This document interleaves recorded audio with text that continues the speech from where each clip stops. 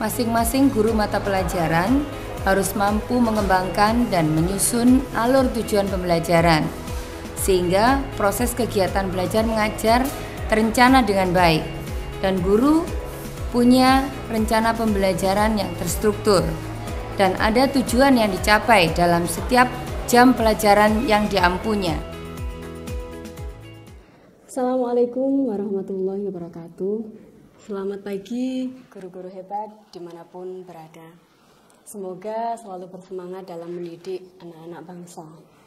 Di sini saya dari SMA Negeri Model Terpadu Bojonegoro ingin menyampaikan terkait implementasi kurikulum merdeka di SMA Negeri Model Terpadu Bojonegoro, terutama dalam menyusun alur dan tujuan pembelajaran. Tak kenal maka tak sayang. Jadi sebelum kita nanti membahas tentang bagaimana kita menyusun ATP atau alur tujuan pembelajaran, ada baiknya kita mengenali CP dan juga komponen-komponennya. Oke, ada 5 komponen capaian pembelajaran yang sudah disediakan oleh pemerintah. Yang pertama adalah rasional mata pembelajaran, yang kedua tujuan mata pelajaran, ketiga karakteristik mata pelajaran, yang keempat, capaian dalam setiap fase secara keseluruhan, dan yang kelima terakhir adalah capaian dalam setiap fase menurut elemen.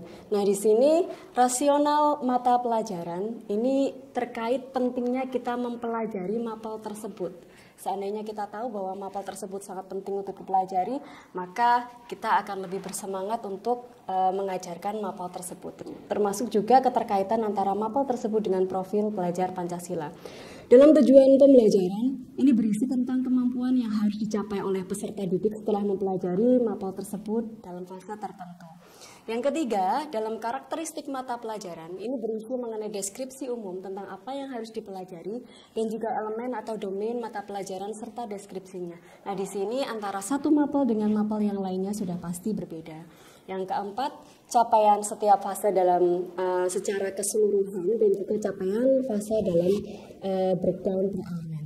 Oke, selanjutnya kita coba contoh dari CP untuk mata pelajaran bahasa Inggris. Di sini rasional mata pembelajaran bahasa Inggris, salah satu rasionalnya adalah bahwa bahasa Inggris ini memberi kita kesempatan untuk berkomunikasi dengan warga dunia dari latar belakang budaya yang berbeda.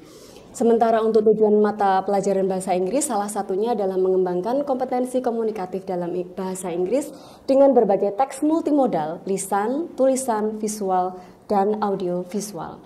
Oke, kita lanjutkan ke elemen yang ketiga atau karakteristik mata pelajaran bahasa Inggris. Nah, di sini menjelaskan tentang materi-materi apa saja yang akan kita pelajari dalam mapel tersebut.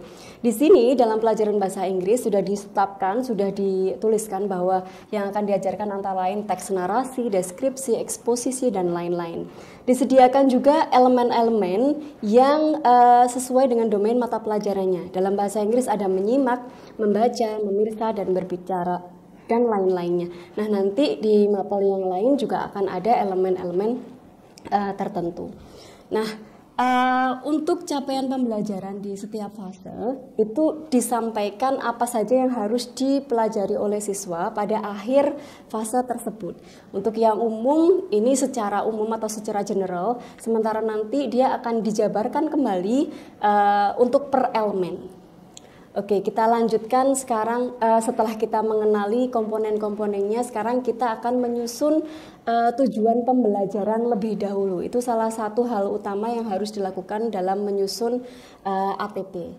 Oke, kenapa kita harus menyusun tujuan pembelajaran dulu? Nah, di sini supaya nanti Bapak Ibu Guru bisa menyusun rencana pembelajaran. Nah, jabaran kompetensi dan capaian pembelajaran yang tadi sudah tersedia di CP itu harus dipetakan dalam bentuk tujuan pembelajaran yang nantinya akan membentuk alur tujuan pembelajaran. Nah, peta kompetensi tersebut akan digunakan untuk mengembangkan perangkat ajar, yaitu nanti berupa modul ajar yang akan sampaikan kepada peserta didik di kelas.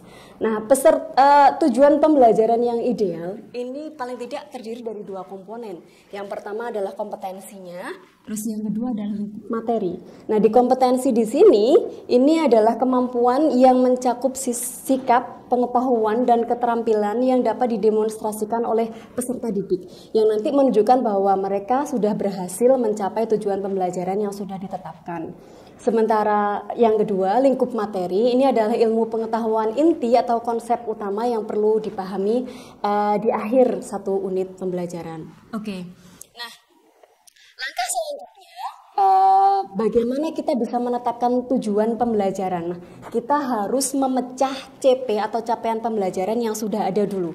Ini ada 2 hal, ada dua cara. Yang pertama bisa kita lakukan dari CP yang utuh atau yang CP per elemen.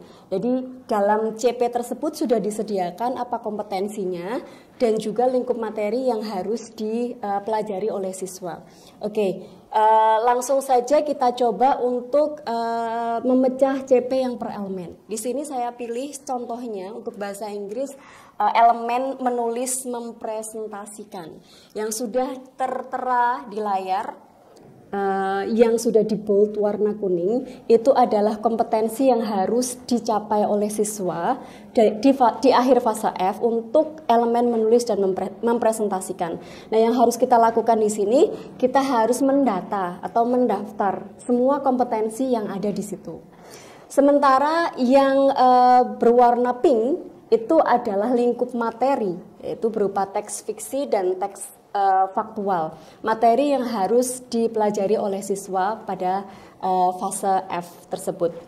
Oke, nah Bapak Ibu, setelah kita nanti sudah menemukan apa saja kompetensi yang harus dicapai oleh siswa dan juga lingkup materi apa yang harus dipelajari oleh peserta didik, nah di sini yang harus kita lakukan adalah kita menjabarkan kompetensi tersebut dan juga menetapkan lingkup materi yang akan kita ajarkan.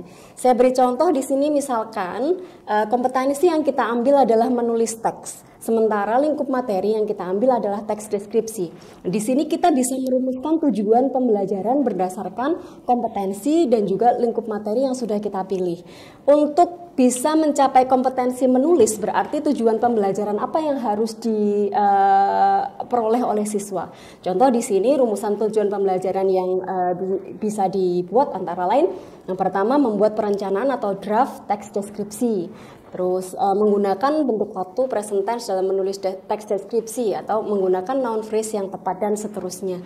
Ini semua adalah contoh rumusan tujuan pembelajaran. Ini kita lakukan per kompetensi dan juga per lingkup materi yang sudah tertera di CP. Baik. Selanjutnya yang harus kita lakukan antara lain adalah supaya kita bisa menyusun alur tujuan pembelajaran, yang kita lakukan adalah memetakan ATP per elemen. Oke, kita lihat contoh yang ada dari berbagai elemen yang tadi sudah tersedia di CP. Kita sudah membuat tujuan pembelajarannya kan. Nah, di sini semua pembelajaran dirinci, setelah itu kita data mulai dari awal sampai akhir. Jadi kompetensi awal apa yang harus dipunyai oleh siswa sampai dengan yang paling akhir yang harus mereka pelajari. Nah, di sini tiap tujuan pembelajaran kita berikan alokasi waktu yang sesuai. Jika nanti pada praktiknya ternyata alokasi waktu yang disediakan di sekolah kurang memadai, yang harus kita sesuaikan adalah tujuan pembelajarannya. Berarti tujuan pembelajaran kita terlalu banyak sehingga kita harus memilah-milih tujuan pembelajaran mana yang paling penting, yang harus dikuasai oleh siswa atau yang harus dicapai oleh siswa dengan ketersediaan alokasi waktu yang sudah disediakan oleh sekolah masing-masing.